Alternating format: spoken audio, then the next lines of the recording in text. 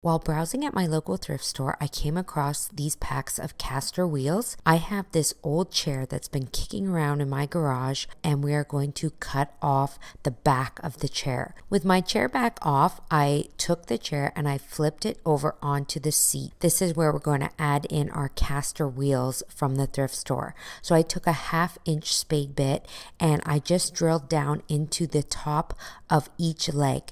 And then my caster wheel fit perfectly nice and snug into these 1/2-inch holes. Next, I'm going to add a laundry basket to the top. So I got this laundry basket at my local home goods store, and I'm just going to go ahead and use a zip tie, and I'm going to secure it onto the chair. And with the project complete, I have a rolling standing laundry basket cart.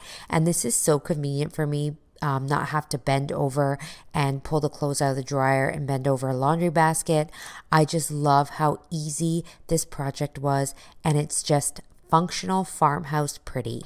My wife has always been wanting some more storage space in the laundry room. It starts with this little gap between the washer and the dryer. I need some 1x8s and 1x3s. Then I need to measure in between the washer and dryer to get the width. This one seems to be 24 inches. And then I need to get the height, and it's exactly 36 inches. So let's start measuring and cutting boards. We're going to cut 2 boards of the 1x8s at 32.5. Once we get both of those boards cut, what we're going to then do is go ahead and mark the next boards, and we're going to mark 2 of those at 24 inches. And then we need 2 more on the 1x8s at 22.5. We're going to take all these boards and cut them. Now, I'm using my miter saw. You can definitely use a jigsaw if you need to also. Once we get the front and the back cut, these are the longer boards, we're going to put the bottom on. This is our first 24-inch board. Now, I like to use my little brad nailer. You can definitely use screws if you want, but again, I will always say, make sure you pre-drill, especially towards the ends of the boards. If you pre-drill, you're less likely to split the boards. Now, once we get the bottom on, we're going to put the middle shelf on. I'm going to go 17 inches from the top. That's going to give me enough room to put some items on there and not worry if I'm running out of room or not. Again, I'm using the brad nailer to put this board in. Now, every shelf is going to need a little barrier to keep everything in. So, what we're going to do is cut these 1x3s that I got. We're going to put those on the inside. Now, if you're sick of measuring, just use each board, the first one you cut, and use it to mark and cut the rest. Every shelf is going to need a little board on each side. That's going to hold our items in. Again, using that brad nailer. Once I put that first side piece in on the bottom shelf, I'm going to turn it over, and I'm going to put the next one on. Also, I'm going to nail it from the bottom. That's going to make it super strong. Now, some of these cuts don't line up exactly perfect. That's okay, because we're going to sand it later. Once you run that sander up and down, it's going to get those edges nice and smooth. A lot of this wood is rough. That's okay. Once we get that on the bottom, we're going to put some wheels. Definitely need 4 of them. Now, these are caster wheels. Again, since we're towards the edge of the board, make sure you pre-drill.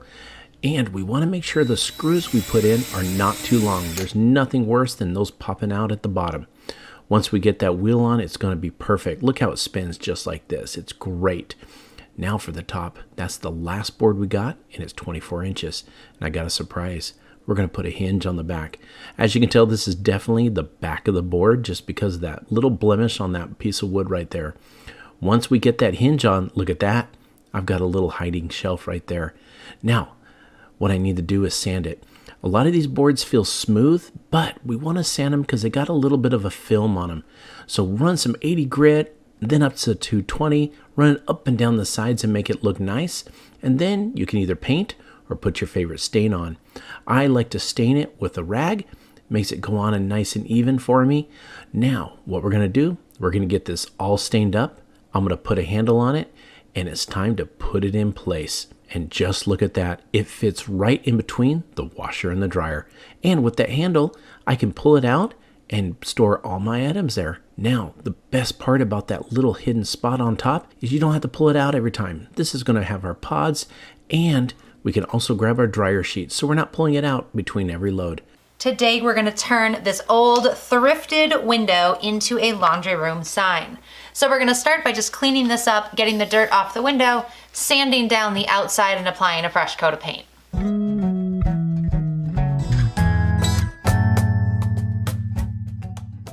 We're gonna use some white chalk paint to clean up this frame.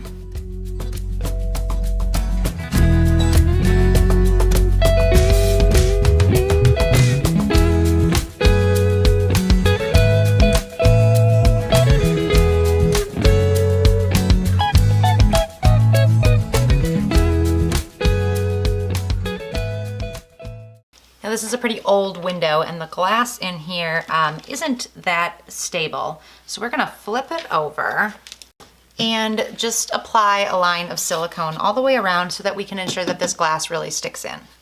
Then we'll just smooth out the silicone along here. And we're gonna let that dry and make sure the paint is finished drying, and then we can move on to decorating this for a laundry room. Using a simple program like Word, I created a laundry sign that I really liked and just stretched it out and printed on 2 pieces of white copy paper. First thing we need to do is line up the middle. So I'm just gonna trim along the edge.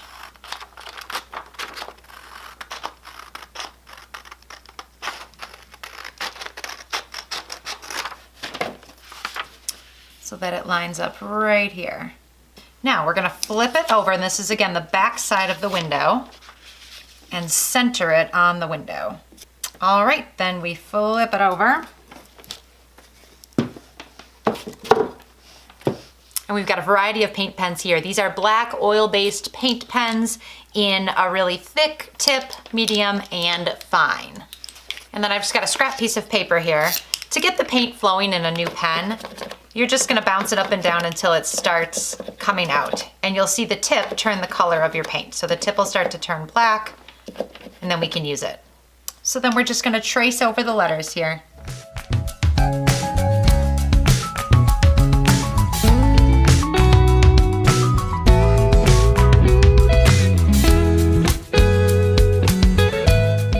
The smaller tip pens work great for these smaller letters down here.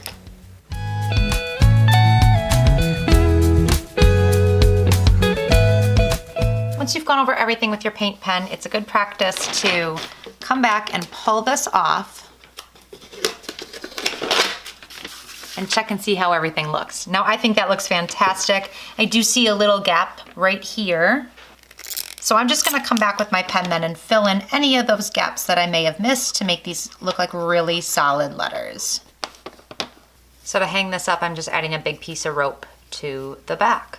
So I am gonna tie a thick knot on one end there, and then just use a staple gun to attach it to the back.